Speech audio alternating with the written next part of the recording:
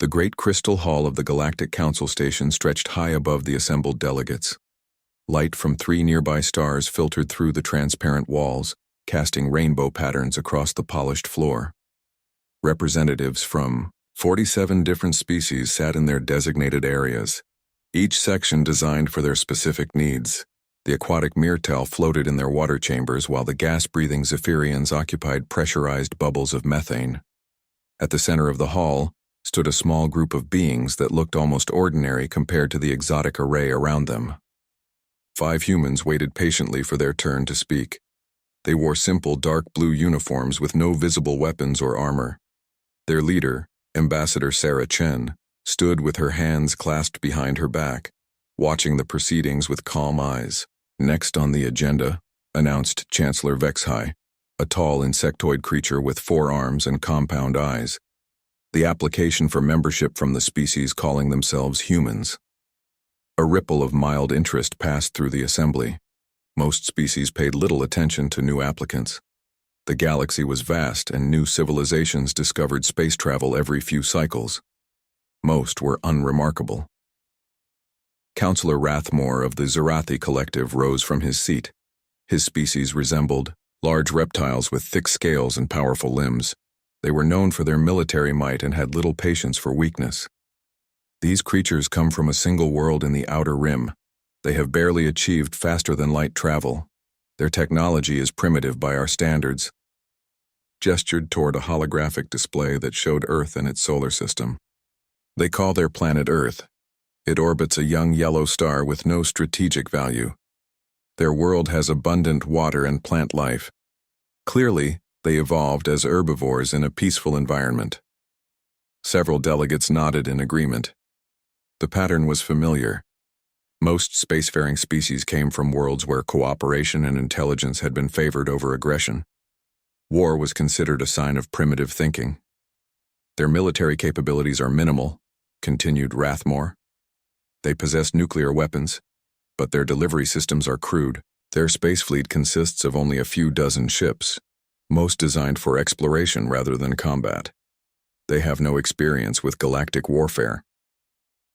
Ambassador Cletha of the Harmony Union, a graceful being with flowing tentacles instead of limbs, added her observations. We have monitored their communications for several cycles. They spend much effort on what they call art, music, and literature. They care for their sick and elderly. They even protect other species on their world from extinction. This shows a peaceful nature. Their physiology supports this assessment, said Dr. Mithrin, the Council's chief xenobiologist.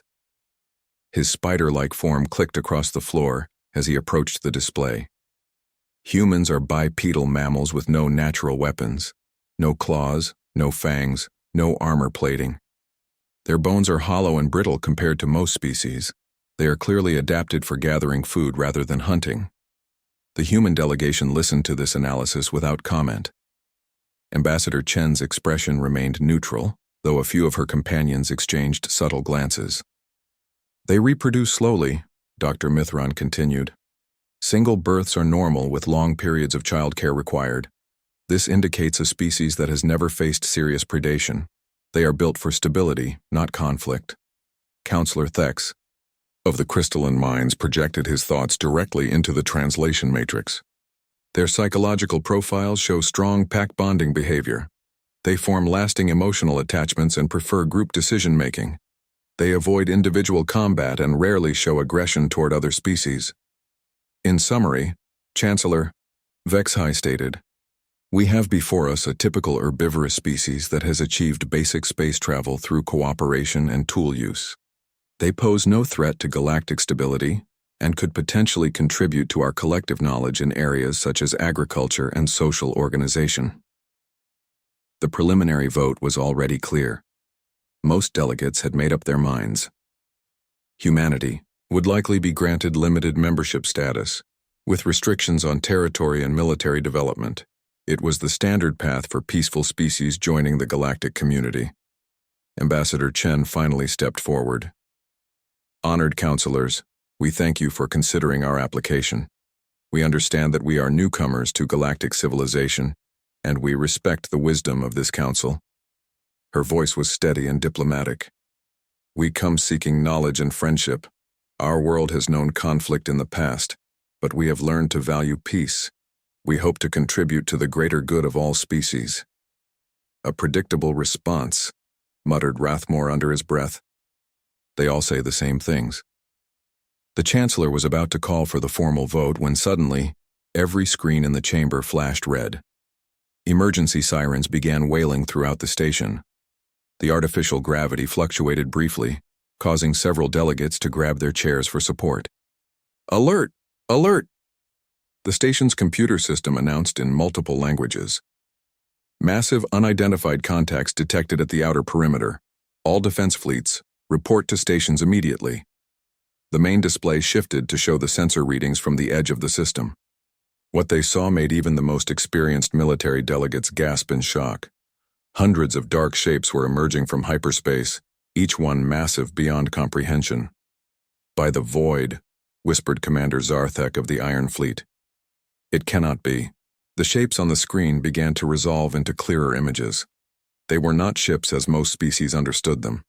Instead, they appeared to be living creatures, but wrong somehow. Biomechanical horrors with metal grafted onto organic tissue. Each one was the size of a space station with smaller forms swarming around them like parasites. "The Void Swarm," Chancellor Vexhai said, his voice barely above a whisper. "They have found us." Panic began to spread through the chamber. The Void Swarm was a legend that had become nightmare reality. They came from beyond the galactic rim, consuming everything in their path. No species had ever successfully fought them off. The best anyone had managed was evacuation and desperate retreat. The tactical display showed the Council's defense fleets moving to intercept, but everyone knew it was hopeless. The swarm had destroyed civilizations that were far more advanced than anything the Council could field. "All civilian vessels prepare for immediate evacuation," the computer announced. "This is not a drill." In the chaos, most delegates forgot about the human delegation entirely, but Ambassador Chen was no longer standing passively. She had moved to one of the communication panels and was speaking quietly into a small device that had appeared in her hand. "Solar Wind, this is Diplomatic 1. Authentication code, Charlie 77 Alpha. Switch to Protocol Omega immediately." The response came back in a voice that was completely different from the polite tone the humans had used during the hearings. "Copy that, Ambassador. Omega protocols engaged. All assets moving to combat positions." Several nearby delegates overheard this exchange and looked confused. Protocol Omega was not in any of their diplomatic databases, and the human ship that had brought them here was listed as an unarmed transport vessel. On the main screen, the first contact between the Council fleets and the Void Swarm began. It was over in minutes. The biomechanical horrors tore through the defensive formations like they were made of paper. Energy weapons that could level cities barely scratched their organic armor. The smaller creatures broke away from the main swarm and began heading directly toward the Council station. At their current speed, they would arrive within hours. Chancellor Vexhai stood frozen, watching his civilization's doom approaching on the screen. Around him, delegates were already fleeing toward the evacuation ships. But in one corner of the Great Hall, 5 humans stood calmly as if the approaching apocalypse was merely an interesting development in their diplomatic mission. Ambassador Chen checked her chronometer and nodded to her companions. "Time to get to work," she said quietly. None of the fleeing delegates heard her words, but if they had, they might have noticed that her voice had changed completely. The diplomatic politeness was gone, replaced by something cold and predatory. The real humans were about to reveal themselves. The evacuation alarms echoed through every corridor of the Council station as thousands of beings rushed toward the docking bays. The great structure, home to representatives from across the galaxy, had become a scene of controlled panic. Delegates who had spent centuries debating trade agreements and territorial disputes now faced the reality of extinction. On the command deck, Admiral Krextal watched his tactical displays with growing despair. The Iron Fleet, pride of the Council's military forces, was being systematically destroyed. Ships that had taken decades to build were torn apart in seconds by the Void Swarm's biomechanical horrors. "Admiral, the 7th Battle Group is requesting permission to retreat," reported his communications officer, a nervous Trilaxian whose scales had turned pale with fear. "Denied," Krextal replied grimly. "Every minute we delay them is another minute for the evacuation transports to escape." But even as he gave the order, he knew it was futile. The swarm had appeared without warning, emerging from hyperspace in numbers that defied comprehension. Intelligence reports had suggested they were still thousands of light-years away, consuming worlds in the outer darkness. Somehow they had crossed impossible distances in mere hours. The main display showed the advancing swarm in horrifying detail. The largest creatures were mobile space stations, their surfaces covered in what looked like organic cities. Smaller forms, each the size of a battleship, swarmed around them like antibodies protecting a diseased organism. But it was the scout units that truly terrified the defenders. These scouts moved with impossible speed, their bodies shifting between organic curves and mechanical angles. They ignored most weapons fire entirely, their adaptive armor absorbing energy blasts and kinetic rounds alike. When they did take damage, the wounds healed within minutes, metal and flesh flowing together like liquid. "Sir, the outer perimeter has been breached," announced the tactical officer. "Scout units are heading directly for the station." Admiral Krextal watched the display as dozens of the biomechanical nightmares raced toward their position. Behind them, the larger swarm continued its methodical destruction of everything in the system. Planets, moons, asteroid mining facilities, all were being consumed and converted into more swarm biomass. "Time to impact?" 17 minutes, sir." The Admiral looked around the command center at his crew. Most of them were young officers who had never seen real combat. The galaxy had been at peace for over 2 centuries. Their weapons were designed for police actions and minor territorial disputes, not for fighting an enemy that seemed to exist beyond the normal laws of biology and physics. "Continue the evacuation," he ordered. "Get as many civilians off the station as possible." Down in the Crystal Hall, the evacuation had become chaotic. Delegates abandoned their dignity as they pushed toward the exits. The aquatic Myrtal struggled to move their water chambers quickly enough. The massive Gordanian representatives, each weighing several tons, moved with surprising speed despite their bulk. But not everyone was fleeing. In one section of the hall, the human delegation remained at their positions. Ambassador Chen had activated what appeared to be a portable communication suite, speaking rapidly in codes that the universal translators could not interpret. "Solar Wind, this is Diplomatic 1. I need a status report on all assets in the system." The response came back immediately. "Ambassador, we have 3 Normandy-class vessels in the outer system running silent. The Leviathan is holding position behind the 4th moon. All units are standing by for your orders." Chancellor Vexhai, who had been coordinating the evacuation efforts, overheard part of this conversation. He approached the human delegation with confusion written across his insectoid features. "Ambassador Chen, your evacuation transport is waiting in Docking Bay 7. You must leave immediately." Chen looked up from her communication device. Her expression had changed completely from the polite diplomat who had addressed the council earlier. Her eyes were cold and calculating like a predator sizing up prey. "Chancellor, with respect, we won't be evacuating. But the Void Swarm will be here soon. Your ship is not equipped for combat. You will be killed." "Our ship is equipped for exactly what we need it to do," Chen replied calmly. "But first I need to ask for permission." "Permission for what?" "Permission to defend this station using any means necessary." The Chancellor stared at her. Around them, the evacuation continued as beings fled for their lives. The idea that these primitive humans thought they could fight the Void Swarm seemed like madness. "You have no weapons," he said finally. "Your vessel is a diplomatic transport." Chen smiled, and the expression was not reassuring. "Chancellor, I need you to understand something. Everything you think you know about humanity is wrong. We are not herbivores. We are not peaceful by nature. We are not primitive." She gestured to her 4 companions who had spread out around the hall's communication stations. "We are what happens when apex predators develop advanced technology and learn to hide their true nature." "I do not understand." "You will," Chen said. "But first I need that permission. Do you authorize humanity to defend this station against the Void Swarm?" The Chancellor hesitated. On the tactical displays, he could see that the scout units were only minutes away. The evacuation was proceeding too slowly. Thousands of beings would still be on the station when the attack began. "Yes," he said finally. "You have permission to defend the station." Chen nodded to her companions. Immediately, they began entering commands into the station's systems. Security protocols that had been locked for centuries suddenly unlocked. Hidden compartments throughout the station began opening, revealing equipment that should not have existed. "Solar Wind, this is Diplomatic 1. You are authorized to engage. Repeat, you are authorized to engage all hostiles." "Copy that, Ambassador. All units, this is Solar Wind Actual. We are weapons-free. I repeat, weapons-free." On the main tactical display, something impossible happened. The human transport ship, which had been sitting quietly in the docking bay, suddenly lit up with energy signatures that made the Admiral's sensors scream warnings. Weapon systems that exceeded anything in the Council's arsenal came online. But that was not the most shocking development.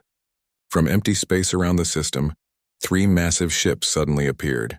They had been there all along, hidden by stealth technology that was supposed to be impossible. Each one was larger than a Council dreadnought and bristled with weapons that the Admiral could not even identify. "By the void," Admiral Krextal whispered. "What are those ships?" Chen, who had somehow accessed the command deck's communication system, answered him directly. "Those are Normandy-class battle cruisers, Admiral. And that big one coming up from behind the moon is the UES Leviathan, our newest dreadnought." "Impossible. Our sensors showed only your transport vessel." "Your sensors showed what we wanted them to show," Chen replied. "Admiral, I suggest you recall your remaining ships. They're about to see what human warfare actually looks like." On the display, the first Void Swarm scouts came into range of the human vessels. The aliens had never seen anything like what happened next. Weapons that fired streams of antimatter tore through the biomechanical horrors like they were made of tissue paper. Point defense systems that could track and destroy targets, moving at significant fractions of light speed, turned the smaller swarm units into expanding clouds of debris. But it was not just the weapons that shocked the observers. It was the tactics. The human ships moved like a pack of wolves, coordinating their attacks with perfect precision. They anticipated the swarm's movements and positioned themselves to maximum advantage. When the larger swarm units arrived, they found themselves caught in carefully prepared kill zones. "Impossible," Admiral Krextal said again. "The Void Swarm has never been stopped. Never." "They've never fought humans before," Chen replied simply. On the station, the first scout units began breaching the outer hull. Emergency bulkheads slammed shut as the biomechanical horrors began cutting their way inside. The few security teams that tried to stop them were overwhelmed in seconds. But then something strange happened. The humans in the crystal hall began moving with purpose that seemed completely at odds with their earlier diplomatic behavior. Dr. Marcus Webb, who had been introduced as a cultural attaché, suddenly produced a weapon from somewhere inside his formal jacket. The device unfolded in his hands, becoming a rifle that looked far more advanced than anything the Council security forces carried. "Time to go hunting," Webb said quietly, and his voice carried the same predatory tone that Chen had developed. The real war was about to begin. The transformation was subtle at first, but once Chancellor Vexhai began watching for it, he could not stop staring. The 5 humans who had stood politely before the Council just hours earlier were becoming something entirely different. Dr. Marcus Webb moved with fluid grace as he assembled his weapon, each motion precise and practiced. The device that had appeared from his diplomatic jacket continued to unfold, revealing components that should not have been possible to conceal. Within seconds, he held what was clearly a military-grade plasma rifle, its surface covered in targeting systems that seemed to respond to his thoughts. "How did you hide that weapon?" Chancellor Vexhai asked, his compound eyes fixed on the impossible sight. Webb glanced at him while checking his rifle's power cells. "Molecular compression technology. The entire weapon was stored in a space smaller than your fingernail until I activated it. That technology does not exist."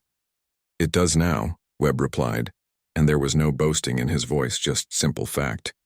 Across the hall, trade negotiator Lisa Park was opening what everyone had assumed was a diplomatic briefcase. Instead, it contained enough explosives to level a city block, each device small enough to hide in her palm but powerful enough to breach armored hull plating.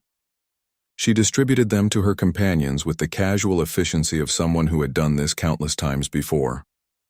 "Standard breaching charges," she explained to the startled Chancellor. Plasma core detonators with variable yield. We've found them useful for creating strategic passages through enemy vessels. The most disturbing transformation belonged to cultural attaché James Wright.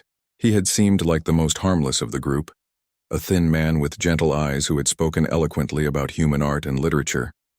Now he was methodically checking a collection of bladed weapons that had somehow been concealed within his formal clothing. Each blade was a work of art in itself, crafted from materials that seemed to shift and flow in the light. Wright tested their edges with movements that spoke of decades of training. When he looked up, his gentle eyes had become the focused gaze of a hunter. Monomolecular edges, he said, noticing the Chancellor's stare. They can cut through most known materials at the atomic level. Very useful for close quarters work. Security Chief Maria Santos, who had been introduced as an administrative coordinator, was interfacing directly with the station's defense systems. Her fingers moved across holographic displays with impossible speed, unlocking protocols that had been sealed for centuries. "Chancellor, I'm taking control of your internal security grid," she announced without looking up. "Your current systems are designed for civil disputes, not warfare. I'm upgrading them for combat operations. You cannot possibly understand our security systems. They were designed by the greatest minds in the galaxy." Santos paused her work and looked at him directly. Her expression was patient but predatory. "Chancellor, your security systems are approximately 200 years behind current human military technology. I've been studying them since we arrived. They're actually quite elegant, but they were built by people who had forgotten what real war looks like." On the main display, the human fleet was systematically destroying the Void Swarm scouts. But what truly amazed the observers was not just the firepower, but the coordination. The human ships moved like parts of a single organism, anticipating each other's actions and adapting to the enemy's tactics in real time.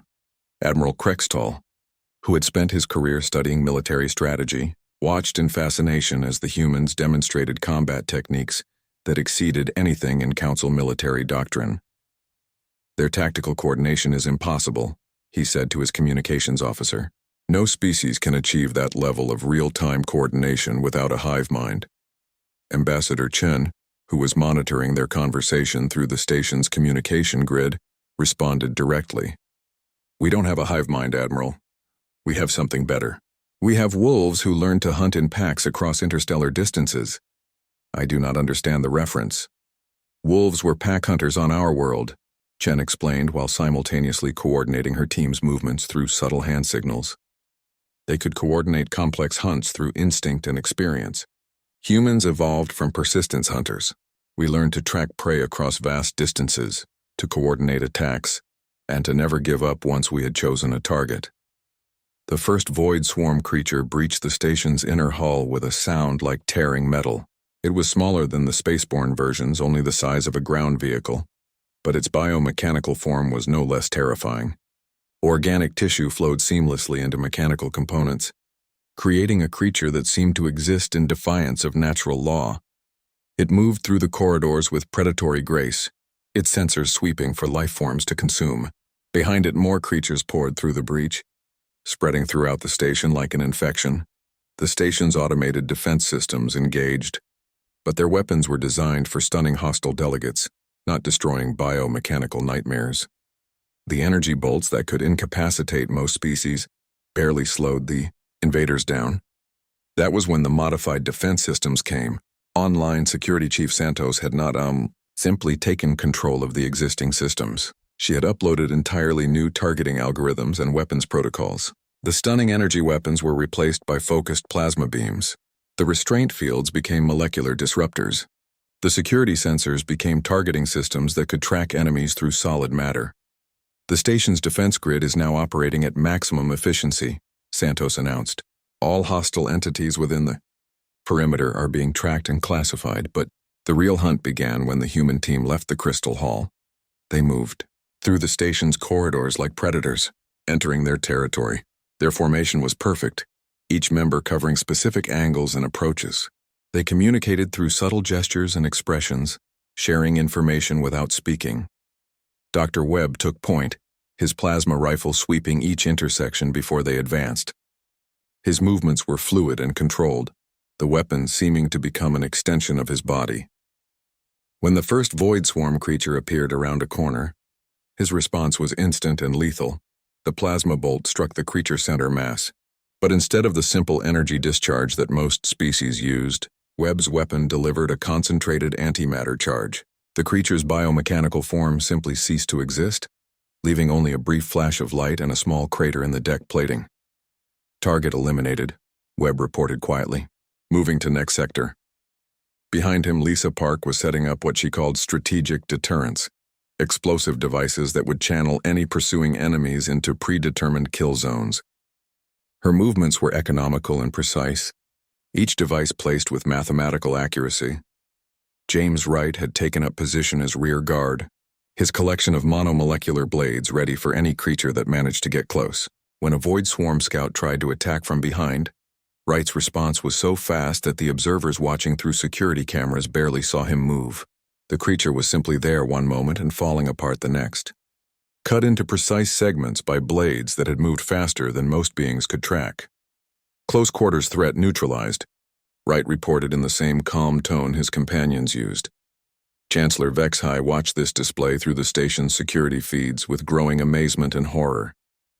These creatures who had stood politely before the council, who had spoken of peace and cooperation, were systematically hunting down beings that had destroyed entire civilizations. "What are you?" he asked Ambassador Chen, who was coordinating the hunt from the command center. Chen looked up from her tactical displays. Her expression was focused but not cruel, like a surgeon performing a necessary operation. "We're exactly what we told you we were, Chancellor. We're humans. The problem is that your species have forgotten what it means to be a predator. You've had peace for so long that you've convinced yourselves that all intelligent life must be peaceful." She gestured toward the displays showing her team's methodical advance through the station. "We never forgot. We learned to control it, to direct it, to use it only when necessary. But when something threatens what we protect, we remember what we were before we became civilized." "You're monsters," whispered Counselor Rathmore, who had been watching the feeds in stunned silence. Chen turned to look at him directly. Her expression was not angry, just patient. "No, Counselor. We're apex predators who chose to become something more. But when apex predators are needed, we can become that again." On the displays, her team continued their methodical hunt through the station. Each void swarm creature they encountered was destroyed with efficiency that bordered on artistry. They moved like dancers performing a deadly ballet, each step choreographed by millions of years of evolution and thousands of years of warfare. "The difference," Chen continued, "is that we remember what we are, and we're very, very good at it. The hunt was just beginning." The hunt through the council station became a masterclass in predatory warfare that would be studied by military strategists for generations. The human team moved through the corridors with a coordination that seemed almost supernatural, but was actually the result of evolutionary programming refined by millennia of conflict. Dr. Marcus Webb had taken point position as they advanced toward the primary breach site. His movements were economical and fluid, the plasma rifle tracking targets before they even appeared. When he paused at a T-junction, his companions automatically took covering positions without a word being spoken. "Motion sensors detect 17 hostiles in the next corridor," he reported quietly into his throat microphone. "Biomechanical signatures consistent with void swarm hunter-killers." "Copy that," replied Security Chief Santos from her position 50 meters behind. "I'm reading structural weak points in the ceiling above their position. Recommend vertical assault." Lisa Park, the former trade negotiator, smiled grimly as she produced a small device from her equipment harness. "Shaped charges ready. I can bring down that section and funnel them into Webb's firing lane." "Negative," interrupted James Wright from his rear guard position. "Falling debris will damage the station's life support conduits. I'm reading civilian evacuation routes directly below that section." Ambassador Chen's voice came through their tactical network from the command center. "Wright's assessment is correct. Alternative approach, use maintenance tunnels. Park, can you access the service corridors?" Park was already moving toward a wall panel that looked identical to dozens of others lining the corridor. But her fingers found hidden access points that activated a concealed doorway. "Service tunnel accessed. I can place charges to create a crossfire pattern that won't damage critical systems." The coordination was flawless. But what truly amazed the observers watching through security cameras was how the humans had instantly mapped the station's layout and identified tactical opportunities that the station's own designers had never considered. Chancellor Vexhai watched from the command center as Park disappeared into the maintenance tunnels. Within minutes, she had emerged 3 sections away, perfectly positioned to attack the Void Swarm creatures from their blind side. How did she navigate so quickly? He asked Ambassador Chen. Those service tunnels are not marked on any public schematics. Chen glanced at him while monitoring her team's positions on multiple display screens. Park has perfect spatial awareness and eidetic memory. She memorized your station's complete structural layout during our initial docking procedure. That's impossible. The blueprints contain millions of individual components. For your species, yes. For a human who's been trained in tactical architecture, it's routine. Chen's fingers moved across her control interfaces without her taking her eyes off the tactical displays. All of my team members have been enhanced through training regimens that would be considered impossible by council standards. On the screens, Webb had reached his predetermined position. His plasma rifle was aimed down a corridor where 17 biomechanical horrors waited in ambush for prey that would never arrive. The creatures were adapted for consuming organic matter and converting it into swarm biomass. But they had never encountered prey that could outthink them. Targets acquired, Webb reported. Beginning engagement. What happened next was not a battle. It was an execution. Webb's first shot took out the lead creature with surgical precision, the antimatter charge vaporizing its central nervous cluster. Before the others could react, Park's charges detonated in perfect sequence. Not to kill, but to funnel the surviving creatures into a narrow corridor where they could only advance single file. As they emerged from cover, each creature found itself facing a concentrated field of fire from positions they could not have anticipated. Webb's plasma rifle fired with metronomic precision, each shot perfectly aimed to disable or destroy. Wright appeared from a ventilation shaft behind them, his monomolecular blades cutting through biomechanical armor like it was paper. But it was Santos who demonstrated the most disturbing aspect of human warfare. From her position in the security center, she had taken control of the station's environmental systems. Gravity fields shifted to throw the creatures off balance. Atmospheric pressure changed to disrupt their breathing apparatus. Emergency lighting strobed in patterns that interfered with their optical sensors. Environmental warfare, she explained to the horrified Chancellor. When you control the battlefield itself, you control the outcome of any engagement. The 17 creatures that had posed a mortal threat to the entire station were eliminated in less than 4 minutes. The human team regrouped and continued their advance without pause, moving toward the next concentration of hostile forces.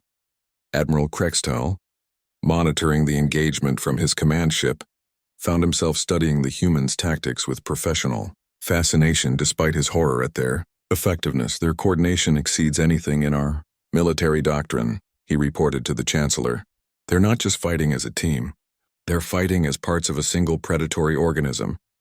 It's pack hunting, Chen explained, overhearing his analysis through the communication grid. Humans evolved as persistence hunters. We learned to coordinate complex hunts across vast territories, to maintain pursuit for days or weeks until our prey was exhausted. She gestured toward the displays showing her team's methodical advance. What you're seeing is 40,000 years of evolutionary programming. We don't just hunt individual targets. We hunt entire ecosystems. This became evident as the engagement continued. The human team was not simply eliminating void swarm creatures as they encountered them. They were systematically destroying the swarm's ability to coordinate and reproduce. Webb had identified the creature's communication nodes and was targeting them with electromagnetic pulse charges that disrupted their collective intelligence. Park was placing specialized devices that interfered with the swarm's biological functions, preventing them from consuming station materials to create new biomass. Wright had located the swarm's reproduction centers, areas where captured organic matter was being converted into new creatures, and was systematically destroying them with precision strikes that left the surrounding infrastructure intact. They're not just fighting them, Chancellor Vexhai realized with growing amazement. They're destroying their entire operational capacity. Standard human military doctrine, Chen confirmed. When facing a biological threat, you don't just eliminate the immediate danger. You eliminate the threat's ability to regenerate, communicate, and adapt. Outside the station, the space battle was proceeding with equal efficiency. The human fleet had arranged itself in what Admiral Krextal recognized as a classic encirclement formation, but executed with precision that exceeded anything in his experience. The Normandy-class battlecruisers moved like wolves surrounding a herd, forcing the larger Void Swarm creatures into positions where they could not support each other. When the massive biomechanical behemoths tried to maneuver, they found themselves caught in overlapping fields of fire from weapons that seemed specifically designed to counter their adaptive defenses. The UES Leviathan, humanity's dreadnought, had positioned itself like a patient hunter, waiting for the perfect moment to strike. When the largest swarm creature attempted to break through the encirclement, the Leviathan's main weapons opened fire. The energy discharge was unlike anything the Council forces had ever witnessed. Instead of simple directed energy, the human weapons fired focused streams of exotic matter that seemed to ignore the swarm creature's adaptive shielding entirely. The massive biomechanical horror, which had survived the destruction of entire star systems, simply ceased to exist. "Impossible," Admiral Krextal whispered. "What kind of weapons are those?" "Quantum cascade cannons," came the reply from the Leviathan's captain, a woman whose voice carried the same predatory calm as Ambassador Chen's. "They disrupt matter at the subatomic level, very effective against adaptive biological armor." As the engagement continued, it became clear that the humans had not simply stumbled upon effective tactics. They had studied the Void Swarm extensively and developed specific countermeasures for every aspect of the creature's biology and technology. "How long have you been preparing for this?" Chancellor Vexhai asked. Chen's expression became thoughtful. "We've been tracking the Void Swarm for approximately 50 years. When we learned that they were moving toward inhabited space, we began developing contingencies." 50 years? But they were supposed to be thousands of light years away. They were, but we've learned not to wait for threats to reach us. We prefer to understand our enemies before we encounter them. The systematic destruction of the Void Swarm continued with mechanical precision. Each creature eliminated, each communication node destroyed, each reproduction center neutralized. The humans worked with the patient efficiency of exterminators dealing with a particularly dangerous infestation. And watching it all, the representatives of 47 galactic civilizations began to understand that they had been fundamentally wrong about humanity's place in the cosmic order. They were not herbivores playing at civilization. They were apex predators who had learned to wear the mask of diplomacy until it was time to hunt. The silence that followed the destruction of the last Void Swarm creature was more profound than any sound the Council station had ever contained. In the crystal hall where the greatest minds of 47 civilizations had gathered to judge humanity's worthiness, representatives sat in stunned quiet, trying to process what they had witnessed. The tactical displays showed empty space where minutes before, an unstoppable force of destruction had threatened to consume everything in the system. Debris fields marked the locations where biomechanical horrors had been systematically dismantled by weapons and tactics that exceeded the understanding of the galaxy's most advanced military minds. Ambassador Sarah Chen stood before the same podium where she had politely requested membership just hours earlier. But everything had changed. The diplomatic mask had been set aside, revealing something that was both more and less than what the Council had expected. She was still human, still recognizably the same person who had spoken of peace and cooperation. But now there was no hiding the predatory intelligence behind her calm eyes, the casual confidence of a being who had never questioned her place at the top of any food chain. "The immediate threat has been neutralized," she reported in the same tone she might have used to discuss trade agreements. "All Void Swarm entities within the system have been eliminated. Their communication networks have been destroyed, preventing them from reporting our location to the main swarm. This system is secure." Chancellor Vexhai found his voice first. How? How is this possible? The Void Swarm has consumed entire civilizations. They've never been stopped." Chen's expression was patient, almost gentle. "They've never encountered humans before, Chancellor. And more importantly, they've never encountered a species that understood what they really were." She gestured toward the main display, which now showed detailed analysis of the destroyed creatures. "The Void Swarm isn't some unstoppable force of nature. They're a biological weapon system, probably created by a long-dead civilization as an ultimate deterrent. But they were designed to fight civilizations like yours. species that had forgotten how to wage total war. Dr. Marcus Webb entered the hall. His plasma rifle now collapsed back into its concealed configuration. He looked exactly like the mild cultural attaché who had spoken eloquently about human literature, except for his eyes. Those held the satisfaction of a hunter who had completed a successful pack hunt. "The station is secure," he reported to Chen. "All internal threats eliminated. Minimal structural damage. Life support systems are fully operational." "Casualties?" Chen asked. 3 minor injuries among the civilian population during evacuation. No fatalities. The Council's security forces performed admirably in protecting non-combatants. Councillor Rathmore of the Zerathi Collective, whose species prided itself on military prowess, stared at Webb with something approaching reverence. "You eliminated 17 hunter-killers in 4 minutes. My people's greatest warriors would have considered that impossible." Webb's response was matter-of-fact. "Your warriors were trained to fight other warriors, Counselor. We were trained to hunt. There's a fundamental difference in approach." Lisa Park and James Wright entered together, their equipment harnesses still containing weapons that should not have been able to exist in such compact forms. Park carried a small device that she set on the table before the Council. "Complete tactical analysis of the Void Swarm's capabilities," she announced. "Biological composition, technological integration, communication protocols, reproduction methods, and adaptive mechanisms. We've been studying them for decades." "You've been studying them?" Chancellor Vexhai asked. "But how? When?" Chen's smile was almost apologetic.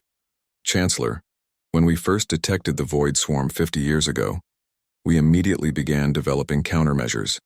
Not because we planned to fight them, but because that's what humans do when we identify a potential threat." Security Chief Maria Santos arrived carrying several data storage devices. "Complete technical specifications for upgrading Council defense systems to human military standards," she announced, setting them beside Park's analysis. "These upgrades will provide effective defense against any future Void Swarm incursions." Admiral Krextall, who had been monitoring the briefing from his command ship, spoke through the communication system. "The technological superiority you've demonstrated exceeds our capabilities by centuries. How did you achieve such advancement while maintaining the appearance of a primitive civilization?" Chen exchanged glances with her team members. "Admiral, we never claimed to be primitive. We simply allowed you to make assumptions based on your own preconceptions." She activated a holographic display showing Earth and its solar system. But this was not the same peaceful world the Council had evaluated earlier. This showed a civilization that had spread throughout its system, with orbital installations, asteroid mining operations, and space-based manufacturing facilities that dwarfed anything the Council had achieved. "Our home system contains approximately 40 billion humans," Chen continued. "We have colonies in 17 other systems and research outposts in over 100 more. Our industrial capacity exceeds the combined output of most Council member species." "Impossible," Rathmore protested. "Our surveys showed only a few small space installations." "Your surveys showed what we wanted them to show," Wright interjected quietly. "Humans learned the value of camouflage and misdirection long before we reached the stars." Chen nodded. "When we learned about the galactic community, we made a strategic decision. We would observe before revealing ourselves. We wanted to understand the political and military landscape before announcing our presence. So the diplomatic mission," Chancellor Vexhai began, "was completely genuine," Chen assured him. "We do want to join the galactic community. We do value peace and cooperation, but we also believe in being prepared for alternatives." She gestured toward her team. "Everyone you met today is exactly who we said they were. Dr. Webb really is our cultural attaché. He has advanced degrees in xenolinguistics and comparative literature.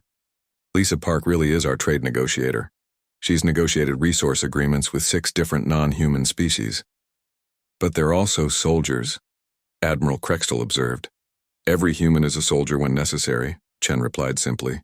"It's not our primary identity, but it's always available when needed." The Council members sat in contemplative silence, processing this revelation. Finally, Councillor Cletha of the Harmony Union spoke, her tentacles curling with nervous energy. "What do you want from us?"